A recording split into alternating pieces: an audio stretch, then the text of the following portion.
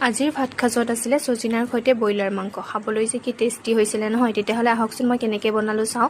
এয়া সজিনাখিনি তেলত অলপমান ফ্ৰাই কৰি লৈছোঁ ফ্ৰাই কৰি লোৱাৰ কাৰণটো এইটোৱেই যে যাতে মানে ভাঙি নাযায় গোটা গোটা থাকিলে ভাল লাগে আৰু এয়া তেলত মই পিঁয়াজ আদা নহৰু জলকীয়াৰ পেষ্ট নৰসিংহ পাত দি এইখিনি ভালদৰে ভাজি লৈছোঁ ভাজি লৈ এটা বাটিত মই গোটেই মছলা ওলাই লৈছোঁ যি মছলা আপোনালোকে খাই ভাল পায় সেইটো দিব পাৰে আৰু পানী অলপ দি ঘুটি এনেকৈ দি দিছোঁ এইখিনি ভালদৰে ভাজি তেল ওলোৱাৰ পিছত চিকেনখিনি দি দিছোঁ এইখিনি ভালদৰে ভাজি ল'ম ভাজি লৈ আৰু নিমখটো দিবলৈ পাহৰি গৈছিলোঁ এতিয়া নিমখটো দি দিছোঁ মই আৰু আলু দি দিছোঁ আলুখিনি দি এনেকৈ ভালদৰে ভাজি পানী দি দিছোঁ পানীখিনি মই অলপ জোল হিচাপত ৰাখিছোঁ আৰু আপোনালোকে যিমানখিনি জোল খাব বিচাৰে সিমানখিনি দি দিব পাৰে আৰু উতল অহাৰ পিছত মই ইয়াতে সজিনাখিনি দি দিছোঁ সজিনাখিনি অলপ টাইম ভাজি ইয়াত জালুকৰ গুড়ি দিছোঁ আৰু আমাৰ খাবলৈ ৰেডি হৈ গ'ল ইয়াত ধুনীয়াকৈ মই ছাৰ্ভ কৰি ল'লোঁ আৰু সজনাটো চাওকচোন ইমান ধুনীয়া গোটা গোটাই হৈ আছে এনেকৈ ফ্ৰাই কৰি বনালে সজনাটো গোটা হৈ থাকে তো আজিৰ ভিডিঅ'টো ইমানেই আজিলৈ আহিছোঁ বাই বাই